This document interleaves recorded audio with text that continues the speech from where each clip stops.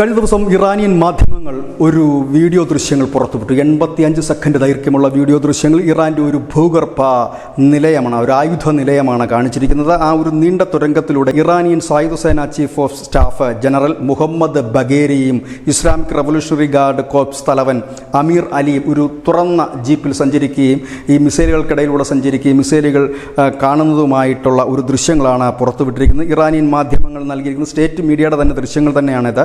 അതായത് ഏത് ആക്രമണം വന്നാലും തങ്ങൾക്ക് അതിനെ നേരിടാൻ കഴിയും, തങ്ങളുടെ പക്കൽ ഇത്തരം ആയുധങ്ങളുണ്ട് എന്നാണ് ഇപ്പോൾ ലോകത്തിന് കാണിച്ചു കൊടുക്കുന്നതിന് വേണ്ടിയിട്ടാണ് ഇത്തരത്തിലുള്ള ദൃശ്യം പുറത്തുവിട്ടത് എന്നാണ് ഇപ്പോൾ പുറത്തു വരുന്ന വിവരം. അതായത് അതിമാരക ശേഷിയുള്ള ബാലിസ്റ്റിക് മിസൈലുകളുടെ ഒരു വലിയ ശേഖരം തന്നെ ഈ ഭൂഗർഭ നിലയത്തിൽ കാണാൻ കഴിയുന്നുണ്ട്.